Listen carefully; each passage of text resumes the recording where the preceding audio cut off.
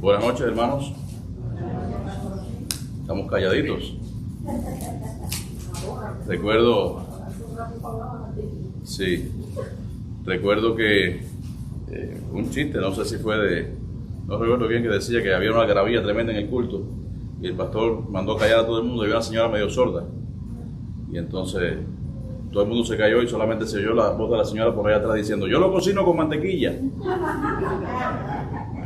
Nadie sabe de qué estaba hablando la señora, pero todo el mundo se rió del chiste, ¿no? Menos mal que aquí en esta noche no estamos sordos, ninguno de nosotros. Así que dice Teresita que sí, pero todo tiene solución, ¿verdad?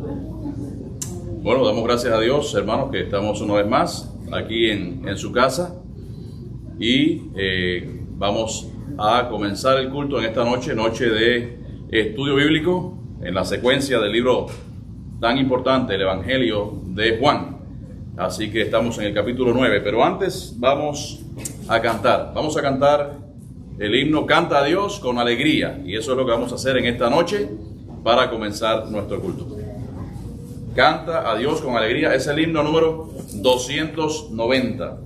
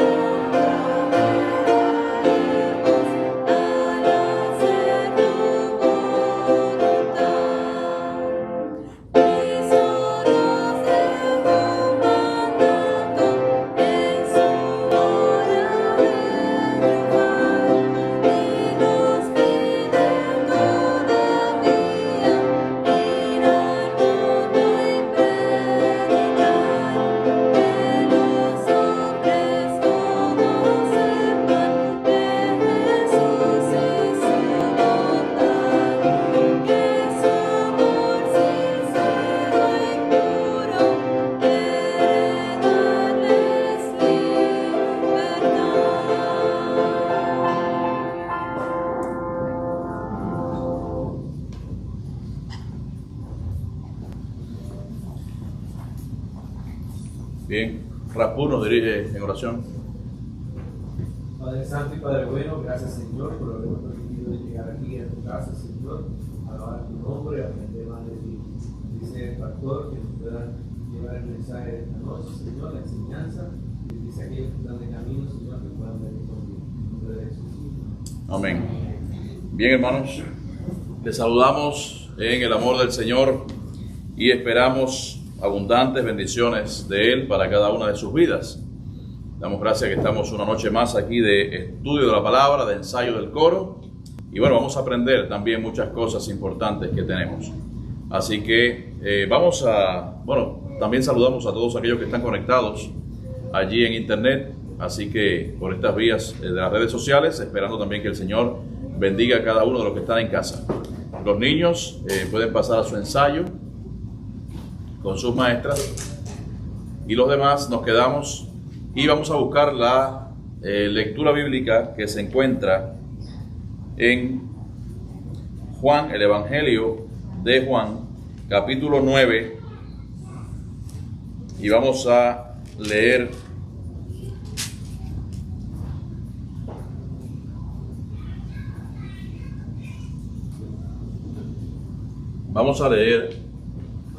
los versículos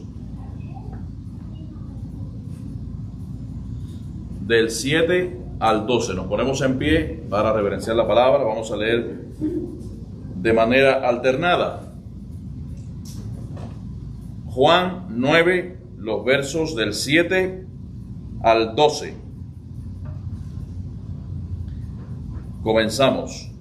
Y le dijo: ve a lavarte en el estanque de Siloé, que traducido es enviado. Fue entonces y se lavó y regresó viendo.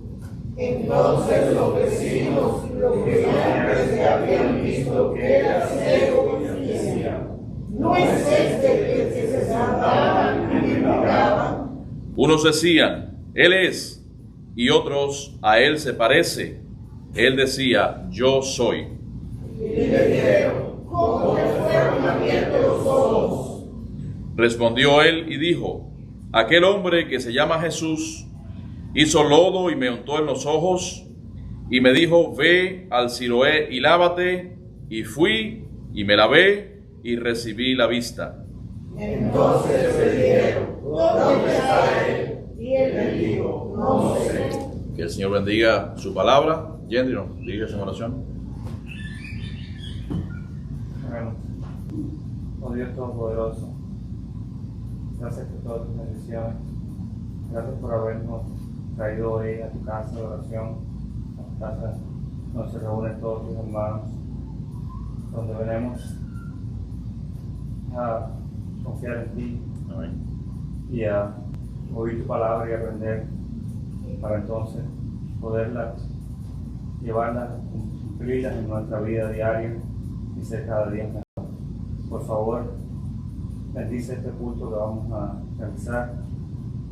Abre nuestros oídos y nuestra mente para poder entender todo lo que necesitamos entender y comprender tu palabra. En el nombre de Jesús te lo pido. Amén. Amén. Pueden sentarse, hermanos. Bien, pues hemos leído una porción de la palabra donde Jesús dice que había sanado a un hombre que se había quedado ciego. ¿Es así? No, que nació ciego. Era un ciego de nacimiento, ¿verdad? El pasado miércoles estuvimos hablando de la manera en que Jesús obró para que este ciego recibiese la vista. Recordemos que Jesús en su ministerio terrenal hizo muchos milagros, muchas sanidades, hizo portentos, hizo cosas que hasta ese momento nadie había visto. Sin embargo, aún así muchas personas veían los milagros de Jesús y no creían en él. ¿Cómo es posible que una persona común y corriente, por mucho conocimiento, por mucho poder de Dios que tenga, puede hacer las cosas que hizo Jesús? Las señales que hacía Jesús dejaban, por supuesto, en claro, absolutamente, totalmente, que él era el Hijo de Dios. Muchos hombres de Dios y muchos profetas en nombre de Dios, también Dios realizó milagros a través de ellos. Y nosotros conocemos historias en el Antiguo Testamento como Eliseo, como Elías, ¿verdad? Como Moisés. Pero cada cosa que hacía, ellos no se arrogaban, ¿verdad? La autoría de ese milagro. Porque eran hombres de fe, hombres temerosos de Dios y hombres creyentes. Y ellos sabían perfectamente que quien hacía eso era Dios a través de ellos. Sin embargo, de momento se presenta a la escena un hombre diciendo que para ellos es uno como cualquier otro del montón, con un poquito más de inteligencia aparentemente. Y de momento se aparece un hombre en aquel lugar diciendo que todas las cosas que él hace, las hace porque Dios le ha dado la potestad y que él es el mismo Dios. Como le dijo a la mujer allí samaritana: yo soy el que habla contigo. Le testificó de una manera directamente cuando ella le dijo, yo sé que en un futuro vendrá el Mesías. Y él dice, yo soy el que habla contigo. Cuando lo dijeron allí también en el capítulo 11, que llegaremos a él también, cuando murió Lázaro y le dijo una de las hermanas de Lázaro, dice, sí Señor, yo sé que tú le resucitarás en el día postrero. ¿Y qué dijo Jesús? Yo soy la resurrección y la vida. El que cree en mí, aunque esté muerto, vivirá. Y una tras otra frase del Señor Jesús nos deja patentado, evidentemente, que Él era el Hijo de Dios y Él era al mismo tiempo, por supuesto, el Hijo de Dios. Y aquí reunido con esos judíos en aquel momento, en aquel tiempo, ellos estaban allí en aquella instancia mirando a ver qué Jesús iba a hacer. ¿Qué era lo próximo? El próximo paso que iba a hacer. Y no tenía tanta importancia para ellos quizás como la manifestación que el Señor hablaba y decía con su boca. Porque ellos podrían pensar que era un milagrero, que era una persona que de momento había surgido y que bueno, que era un hombre que tenía facultades extraordinarias. Pero lo que no admitían ellos nunca, fundamentalmente los líderes judíos, los fariseos, etcétera, era que él dijese que era no solamente Hijo de Dios, sino el mismo Dios. Y precisamente por eso es que a Jesús lo crucifican, por llamarse a él mismo y hacerse semejante a Dios. Hay sectas en este mundo donde precisamente tienen a Jesús como si fuese un ser creado por Dios, un ser que pertenece a la creación de Dios. Y en la Biblia le llaman el Hijo de Dios. ¿Por qué? Porque piensan que fue alguien engendrado o hecho quizás un poco superior a los ángeles, etc. Sin embargo, la palabra de Dios nos corrobora constantemente que Jesús, por supuesto, no fue un ser hecho, sino que el Jesús que nosotros mencionamos y decimos es el mismo Dios y el cual tiene un respaldo absoluto por las Escrituras. Y aquí en este milagro que se está observando acerca de la sanidad de aquel hombre ciego, totalmente es algo evidente que detrás de cada milagro de Jesús, las personas que recibían el milagro, una de las cosas que manifestaban que era fe. Fe. Fíjense, el ciego fue totalmente obediente a las palabras de Jesús. Cuando Jesús puso lodo en sus ojos, ¿qué le dijo? Ve al estanque de Siloé. Siloé significa enviado. Esto podría ser una analogía de Jesucristo, que también fue el enviado. Entonces dice, ve al estanque de Siloé y lávate y recibirás la vista. Y el hombre accedió perfectamente a ir. El hombre no titubeó, no le preguntó absolutamente nada.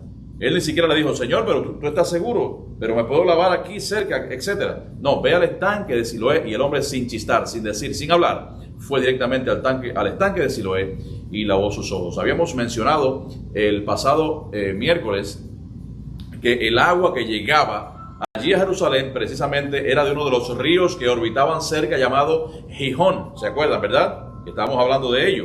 Y Salomón, a través de unos canales, hizo que el agua llegase entonces hacia unos estanques. Pero 200 años después, vemos que el rey Acaz se dio cuenta que esos estanques eran vulnerables. ¿A qué? A los ataques del enemigo. Recuerden que en la antigüedad todas las ciudades estaban amuralladas y todas las ciudades tenían constantemente el peligro de los ataques de las otras naciones. Y acá se dio cuenta que era un lugar vulnerable, porque si tú dejas una ciudad sin agua, ¿qué pasa? A lo mejor usted puede estar sin otras cosas. A lo mejor si se te va la luz, si se te va el aire acondicionado, usted puede vivir, ¿verdad? Todo el tiempo que usted desee, con calor, etcétera, pero vive. Si a usted le faltan algunas otras cosas, si usted no tiene carro, bueno, pues usted también puede seguir viviendo. Pero si usted no tiene agua, ¿qué pasa? Exacto, no puede vivir sin agua, ¿verdad? Entonces, él, ¿qué fue lo que hizo? Unas construcciones para que también del río viniera y se hiciera un estanque también allí dentro de las murallas, dentro de la ciudad de Jerusalén. Y a ese estanque se le llamó el estanque de Siloé. Actualmente todavía están las ruinas de ese estanque. Y entonces el hombre fue al estanque, se lavó los ojos, ¿y qué pasó con él? Recibió milagrosamente la vista, ¿verdad? Qué tremendo.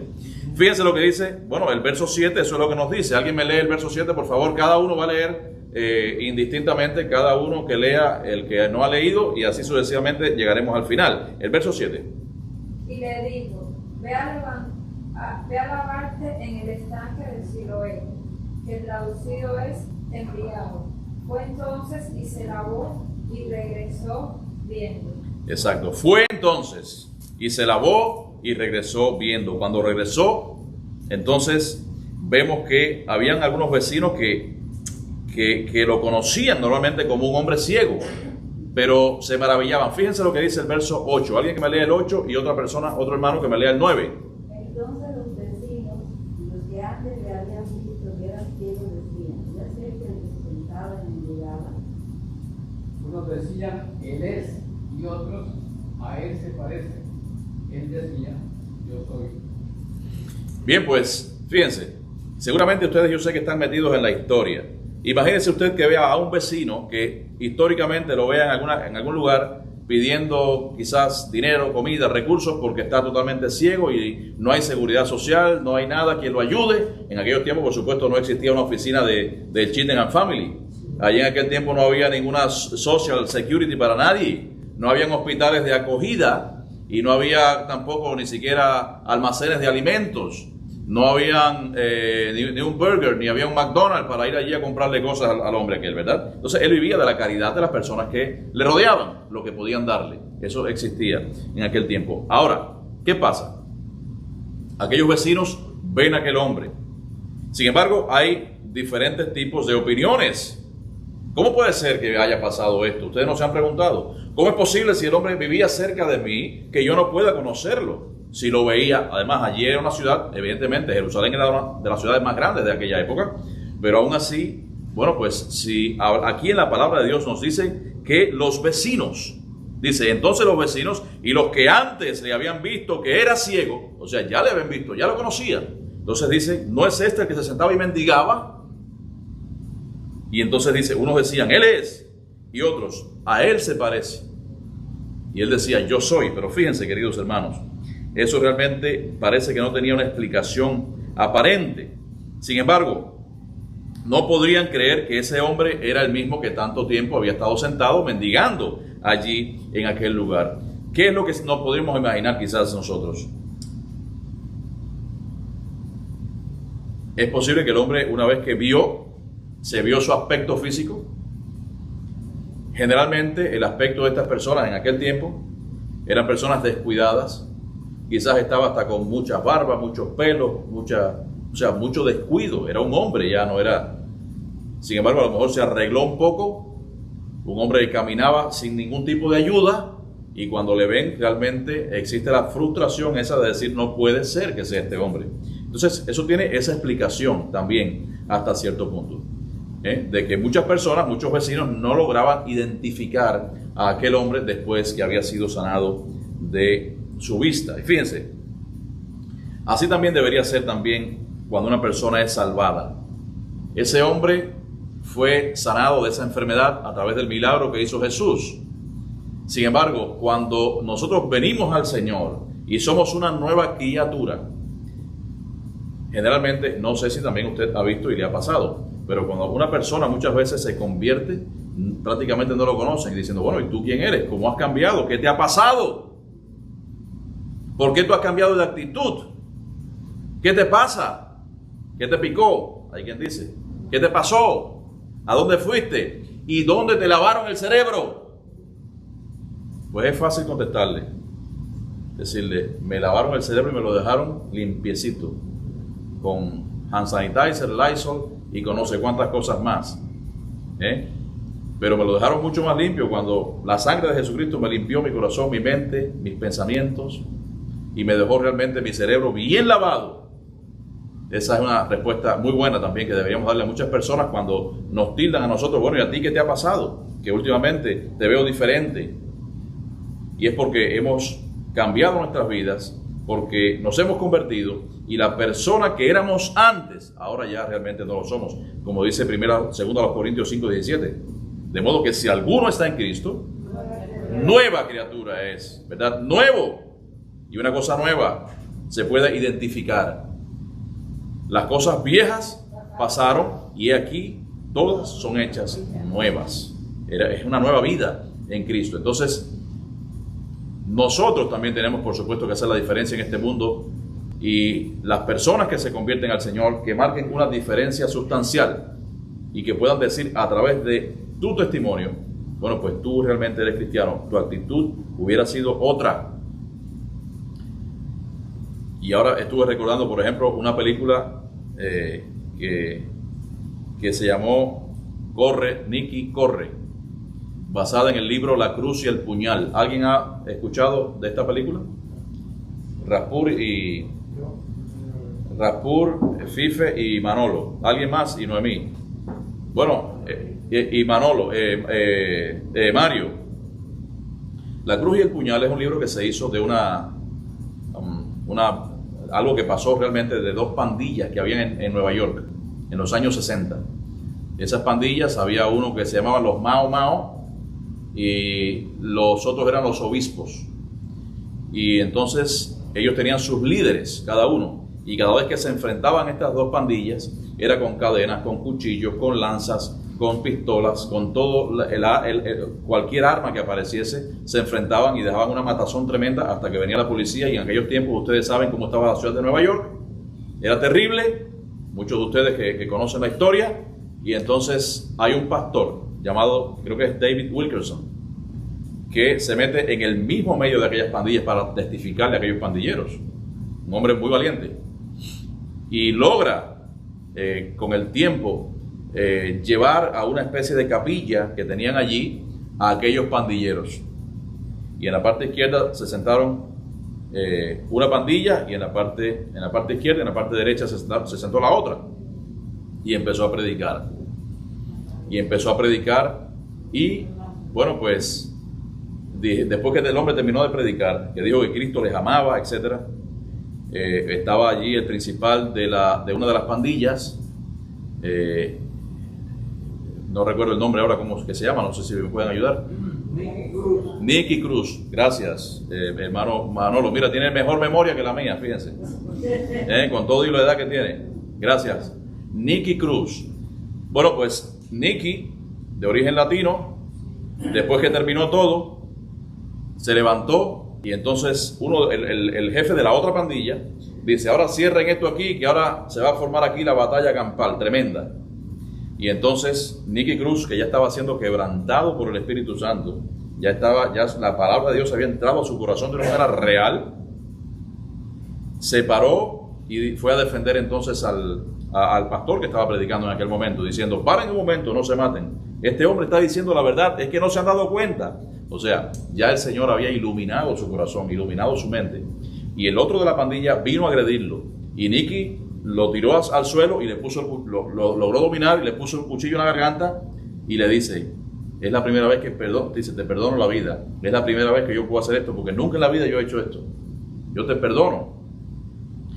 ¿Por qué? Porque la transformación realmente, cuando Dios la hace de una manera absoluta, total, completa. No hay medias tintas con el Señor. Es una transformación completa. Pero ¿eso de qué depende? No depende solamente de Dios, sino de mi actitud y de lo que yo quiera, porque el Señor nos ha hecho a nosotros no como autómatas, ni como un robot, sino con personas que tienen una conciencia libre para poder pensar y para poder decidir lo que nosotros queremos. Por eso nosotros o nos decidimos por Cristo de una vez, o nosotros no nos decidimos por el Señor. Entonces no podemos estar en esa ambivalencia. No podemos estar realmente con un pie en la calle y con otro pie en la iglesia. Pues tenemos que estar, evidentemente, como nos dice la palabra de Dios, no como la iglesia de la Odisea, como mencionábamos en estos días, que dice que por cuanto eres frío, o sea, por cuanto eres tibio, no eres ni frío ni caliente, te vomitaré de mi boca. Y nosotros no queremos esa actitud, no queremos que el Señor tampoco nos rechace. Entonces, nosotros tenemos que dar ese testimonio a los vecinos de que Dios también ha cambiado nuestras vidas y nuestras actitudes anteriores. Las actitudes que teníamos cuando éramos mundanos no afloren entonces en el momento de presentarse delante de las personas. Y eso fue lo que pasó con este ciego. Las personas no lo conocían. Decían: ¿pero quién es este? ¿De dónde salió? Yo creo que no es. Otros decían: sí, ese sí es. Quizás los más cercanos, los que más le podrían identificar. También hay un aspecto quizás personal. Hay personas que identifican más a otras personas, unos que otros. Y yo en estos días daba el testimonio de que yo estaba evangelizando con el grupo de hermanos. Éramos unos 12 o 13 hermanos aquí el sábado pasado. y estábamos allí, estaba creo que David conmigo, estaban en algún grupito en ese momento determinado, y pasó una señora, y fuimos a dar un tratado, y ella dijo, no, yo soy cristiana. Y entonces, fíjense, realmente yo no identifico a las personas tampoco muy fácil. Sin embargo, yo me acordé que hacía 3 años yo había estado en un lugar cambiando unas gomas y esa señora había estado allí en ese lugar. Quizás a lo mejor para usted es algo normal, para otros no. A otros quizás se le hace muy difícil recordar un rostro, recordar algunas personas, ¿verdad? Sin embargo, en la lección que estamos viendo en esta noche, en el estudio de esta noche, estamos viendo que muchas personas sí la identificaron y otros no la identificaron, pero lo que sí vieron fue un cambio en él. ¿Se dan cuenta? Vieron un cambio absoluto. Algunos decían que era el mismo hombre, otros no estaban tan seguros, solo dispuestos a admitir que era simplemente un parecido, pero aquel hombre cuando habló dice que eliminó absolutamente todas las dudas que tenían sobre él. Porque ¿qué fue lo que dijo él? Yo soy. Sí, yo soy, corroborándole a ellos que era él. Vamos a leer el verso 10 y el 11. Y le dijeron, ¿cómo te fueron abiertos los ojos? Respondió él y dijo, aquel hombre que se llama Jesús hizo lodo, me ungió en los ojos y me dijo, ve al Siloé y lava. Y fui y me lavé y recibí la vista. Fíjense, ahí hay una pregunta que le hacen las personas, ¿verdad? ¿Cómo te fueron abiertos los ojos? Ahora, fíjense, cada vez que Jesús hacía un milagro, Jesús suscitaba, él motivaba a muchas preguntas. Él lograba que muchas personas hiciesen preguntas acerca de lo que él había estado haciendo. Y en ese momento la gente le preguntó que cómo había sucedido aquello, ¿verdad? De alguna manera este hombre, por supuesto, vemos que conocía a Jesús. De alguna manera, a lo mejor había estado escuchando mucho de Jesús, había estado escuchando muy bien de él. Habían otros, por ejemplo, como los fariseos, que hablaban muy mal de Jesús también, ¿verdad? Pero él lo que había recibido era algo realmente maravilloso del Señor Jesús, y era ese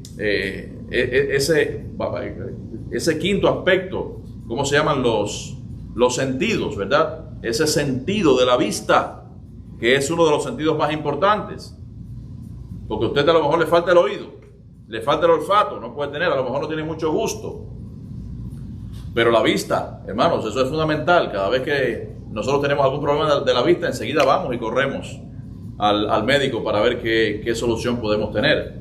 Yo recuerdo que cuando llegué aquí, hace ya unos 5 o 6 años, yo todavía leía la Biblia con la letra pequeña, con esta luz que no es muy fuerte, y estaba aquí, y seguía leyendo, y tuve que echar un poquito para atrás porque la presbicia, ¿verdad? La vista cansada ya me estaba dando, y tuve que entonces ponerme la Biblia aquí en esta parte, y ya cuando no me daba más la mano, ¿qué tuve que hacer? Entonces ir a buscar un par de espejuelos, ¿verdad? Y entonces, claro, si hay una luz muy clara, uno puede leer más o menos fácilmente, sin problemas, pero cuando la letra es muy pequeña, ya tenemos entonces que... ¿Por qué? Porque nosotros nos cuidamos, ¿verdad? La vista, que es algo tan fundamental y algo tan importante. Por eso, queridos hermanos, yo quiero que ustedes vean y se den cuenta de lo importante que fue para aquel hombre es aquel milagro. Porque ese hombre, me imagino que todo lo que estaba viendo quizás le sorprendía. Un hombre que jamás en su vida había visto, solamente escuchaba, solamente quizás podría palpar e imaginarse cómo eran las cosas. Pero un hombre que estaba en total tinieblas y de momento ve. De momento, nosotros no podemos pensar ni por un momento cómo ese hombre pudo estar en ese estado de éxtasis emocional, si podemos decirlo de esa manera. ¿Por qué? Porque ninguno de nosotros nunca hemos sido ciegos. Sin embargo, cerramos un momento los ojos y ya nos sentimos un poco molestos. Ya queremos abrirlo para poder estar y entrar en contacto con la realidad. Entonces, también hay que mirar otro aspecto, y es que este hombre precisamente estaba acostumbrado a esto. No es como alguien, por ejemplo, que estaba viendo que de momento comenzó con una ceguera permanente. Esa persona quizás ya sí conoce perfectamente cómo es la realidad de las cosas. Pero queremos, hermanos, vemos que inmediatamente después de que aquel hombre fue sanado, comenzó a ver. Él no conocía su aspecto físico tampoco, el aspecto físico del Señor no lo conocía. O sea que él podría decir, sí, sé que alguien me sanó, no sé quién es, y aunque estuviese aquí delante mío, ahora a lo mejor no lo conozco, no sé quién es porque nunca lo he visto, ¿verdad? Y entonces en el verso 12, ¿quién lee el verso 12, por favor? Entonces le dijeron, ¿dónde está él Él dijo, no sé. Claro, aquel hombre había recibido un milagro de parte de Jesús, su vida había sido cambiada de una manera drástica, pero no conocía a aquel hombre que le había sanado.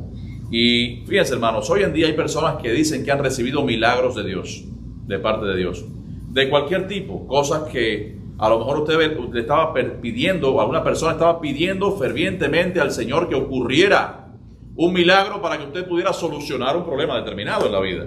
Sin embargo, se solucionó el problema.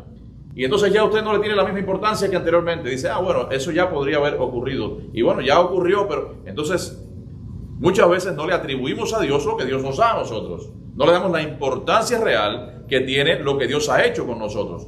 Dios hace el milagro muchas veces. Sin embargo, ese hombre fue totalmente diferente.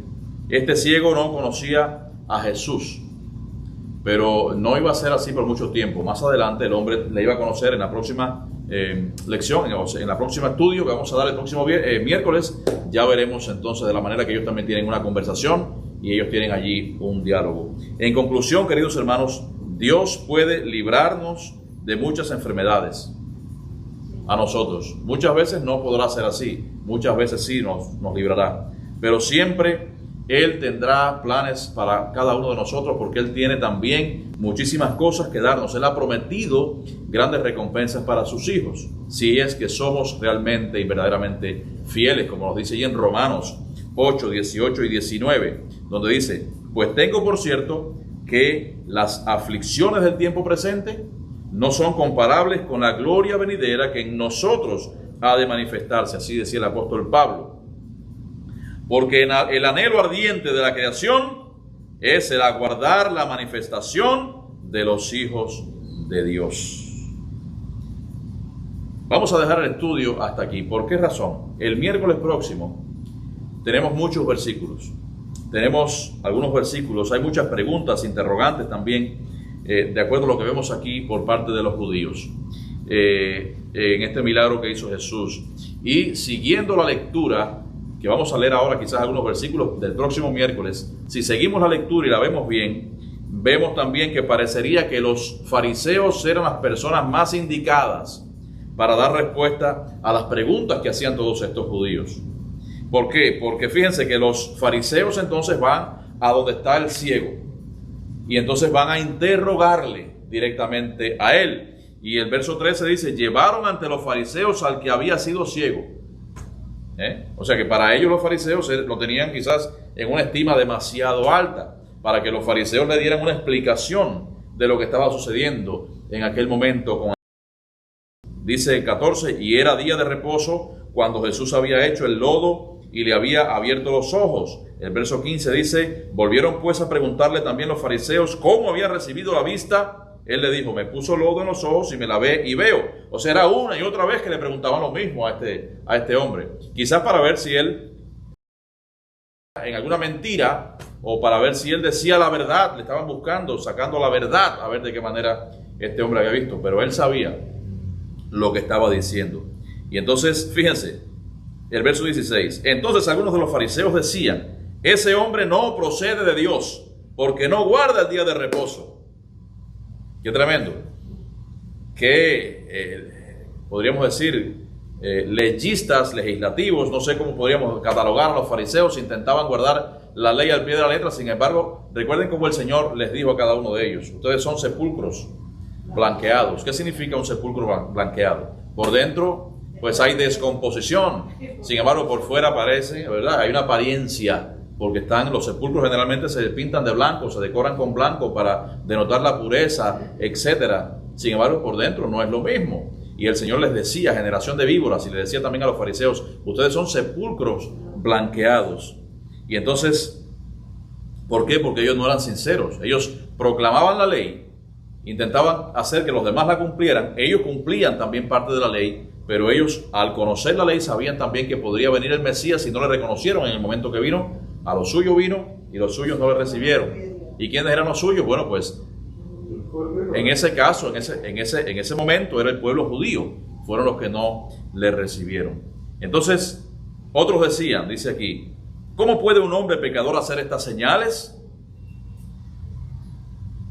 O sea que consideraban a Jesús como un hombre pecador. No consideraban a Jesús como el Mesías. Dice, y había disensión entre ellos.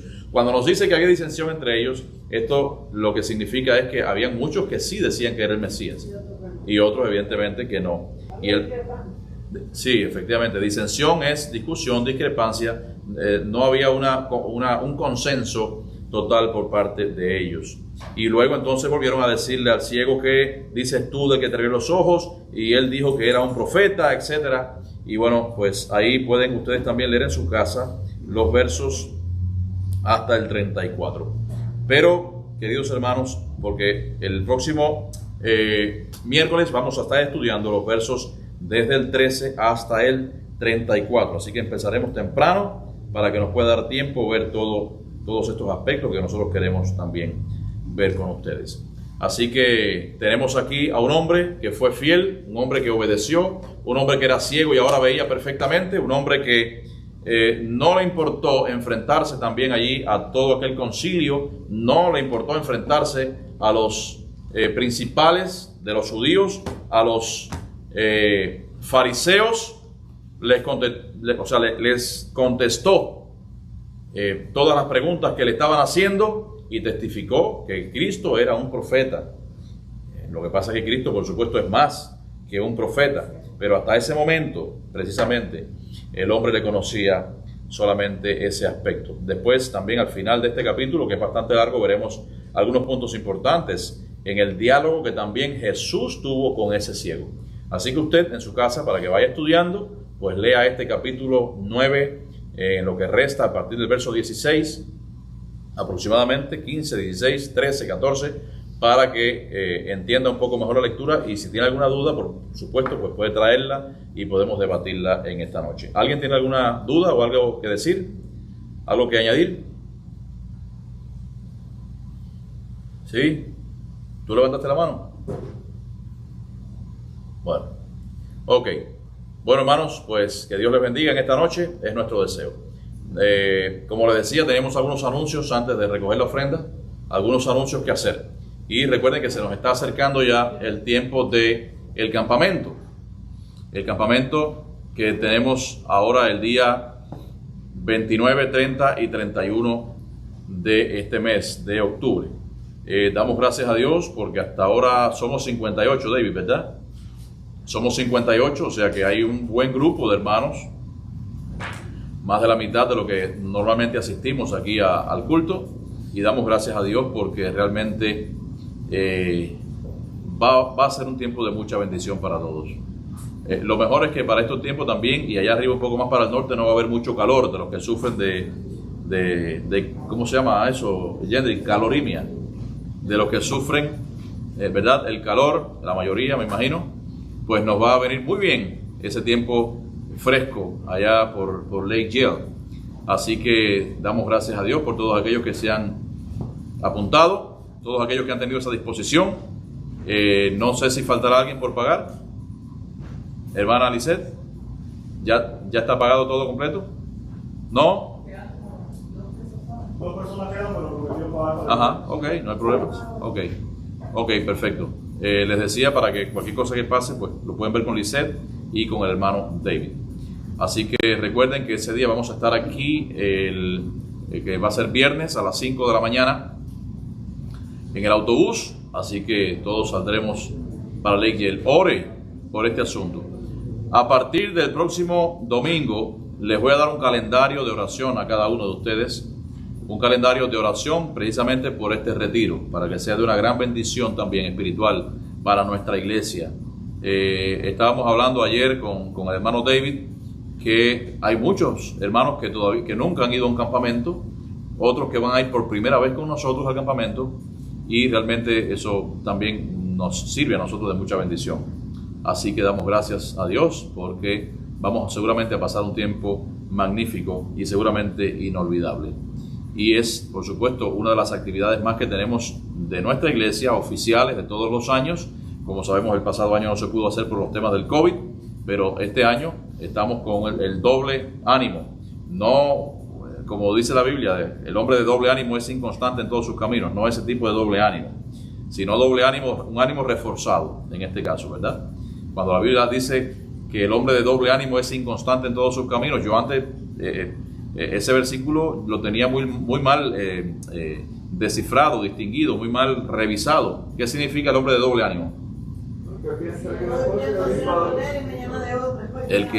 El que hoy te dice, sí voy, aquel que te promete y no cumple.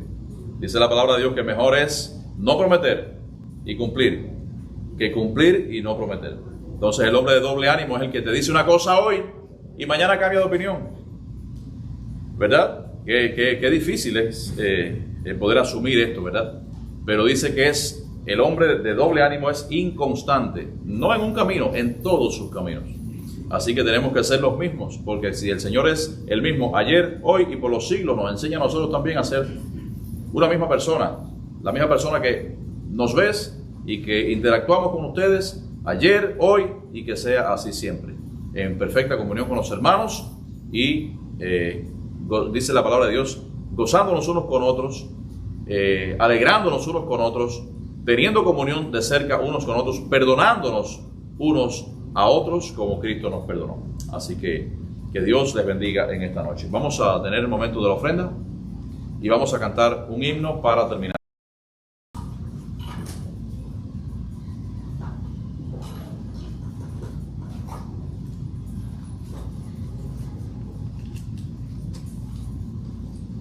Bien, hermano.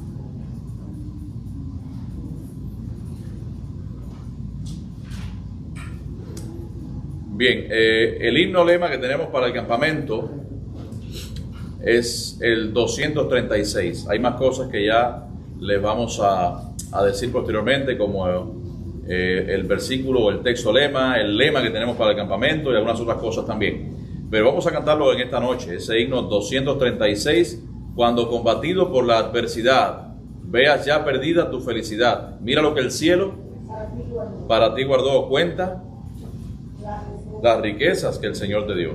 Dice, bendiciones, ¿cuántas tienes ya? Bendiciones, Dios te manda más. Bendiciones, te sorprenderás cuando veas lo que Dios por ti hará. ¿Te lo sabes? Bien. Luego la última estrofa, nos vamos a poner en pie y vamos a pedirle a Nancy que ella nos despide en oración. Sí.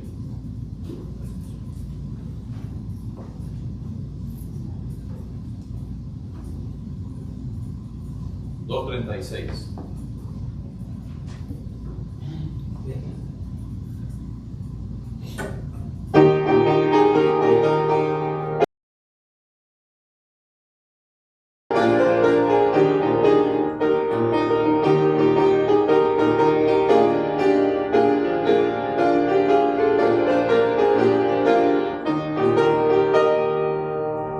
Cuando combatido por la adversidad,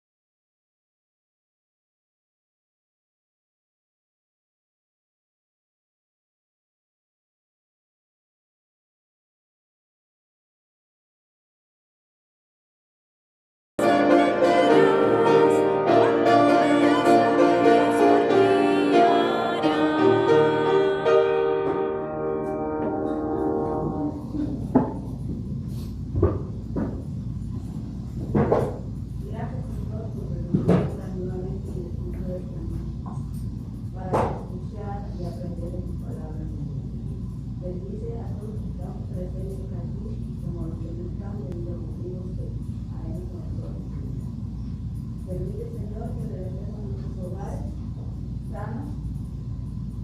Bendiciones para todos. En el nombre de Jesús. Amén. Amén, hermanos. Que el Señor les bendiga. Los hermanos del coro vamos a ensayar en este momento.